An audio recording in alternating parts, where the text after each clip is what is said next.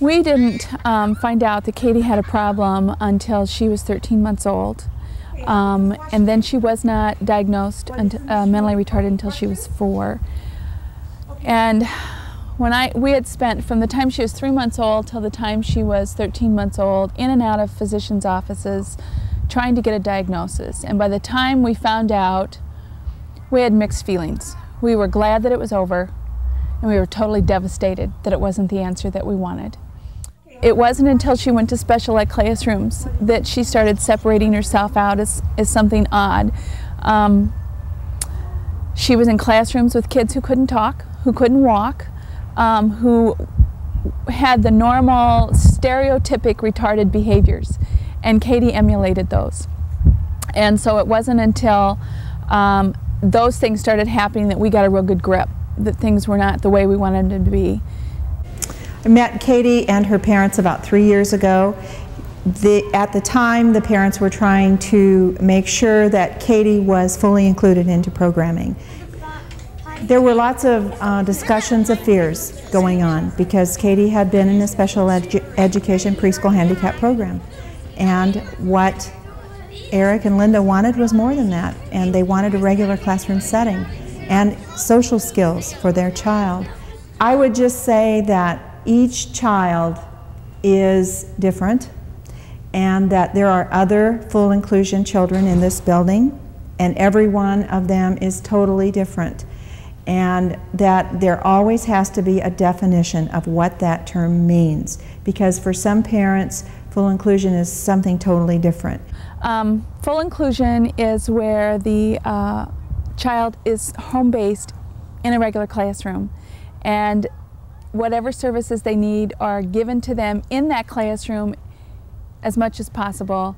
And then if they need anything extra, like Katie's pulled to a resource room, but their home base is with normal kids in a regular classroom, that's their classroom. That's full inclusion, being fully included with normal kids in every aspect.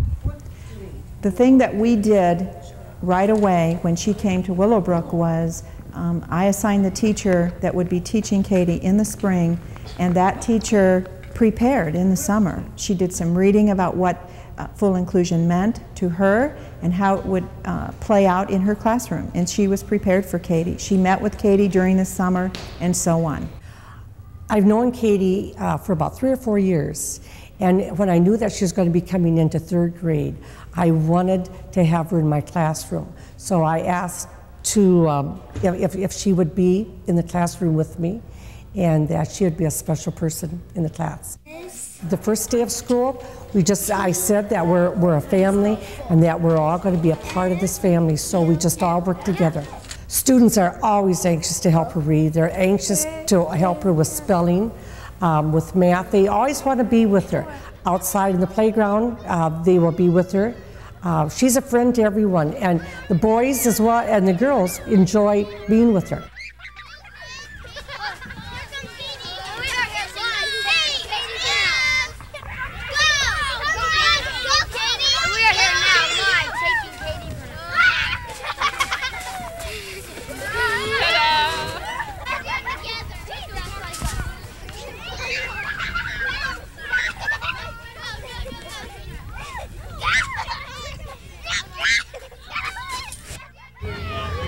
Sometimes I help her, tell her not to pinch, and help her with her math and spelling, stuff like that. It's fun because I get to spend time out of the classroom and not doing that junk reading. Last year, at first, I just kind of thought that she wouldn't be a friend of mine, and that now turned out that she was. When we do this tornado drill, she doesn't really plug her ears that much anymore because she's going over, because it's not getting that loud anymore for her. Because it's really different to have a friend that's not like you and that has a little problem that you can help them with and stuff. She says, I want to sit by you, I want to sit by you. She says that to all the people that she likes. And I think it's really nice that that the boys help her too. It's like Kurt Crawford, Jordan, Derek, all those boys, they're really helpful to her. They think I'm different because people like Katie, like in the other class. Like, let's say, Willie. Willie makes fun of Katie, but we talk to him. David and Danny and us, we always go up to him and say, hey, listen, hey, screw with your own size and don't make fun of people that are not like you. I think that we're different because we have a friend that really that's intensive care thing, and that she's really, really neat. Not everybody has such a good friend as she is. The neatest thing, and probably the biggest growth I've seen, is the fact that of the other kids accepting her as Katie and knowing that she's doing what she can do, they're doing what they can do, and we mix and mold and go forward in our activities. She really doesn't have any limitations. Physically, she cannot do maybe some of the things that the other kids can do. She can't run as fast as the other kids can run. She's not as quick as the other kids. Sometimes she doesn't pick things up quite as quickly mentally. But the neat thing is the fact that she can do 100% for what Katie can do.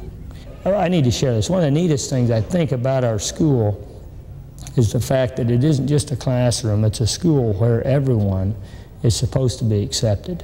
You know how fast life goes. School goes extremely fast, maybe more for we teachers and kids, but pretty soon Katie will be out of school.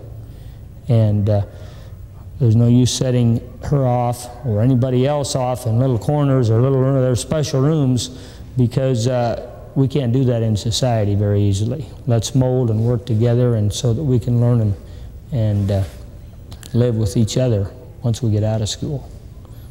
Teachers tend to feel real inhibited about what they're required to complete at the end of a year. And if a child doesn't meet that expectations, it's really difficult for teachers. They build their self-esteem on how well their class does. So we need, and when you talk about special ed, all of a sudden you've got limited prejudices and stereotypes about what they're capable of doing, especially the mentally retarded. And it was really interesting to go in and talk to Katie's teachers ahead of time and let them know that it was okay, whatever she did for them was okay. We didn't hold out any expectations, but we wanted her to grow and be the best person she could be. And we wanted her to have friends and do all the fun things that regular kids do. And that was the limit. If we couldn't achieve academically, then that was okay. We wanted her to have friends. And once we got the teachers invested in our dreams, then it wasn't difficult to adapt curricula, to let them off the hook, to enjoy. And then they found out the kids helped, everybody helped. Katie started to learn.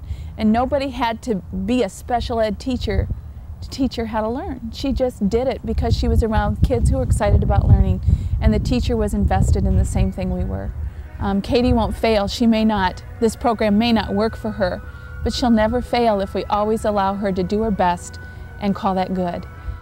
She's wonderful. I wouldn't trade her for the world. When she was 13 months old, if you'd asked me if I wanted a new baby, I would have said yes. I couldn't deal with a retarded child.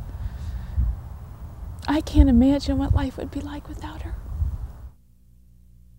You are my sunshine, my only sunshine. You make me happy when skies are gray. You never know, dear, how much I love you. Please don't take my sunshine away. You're good. You're good.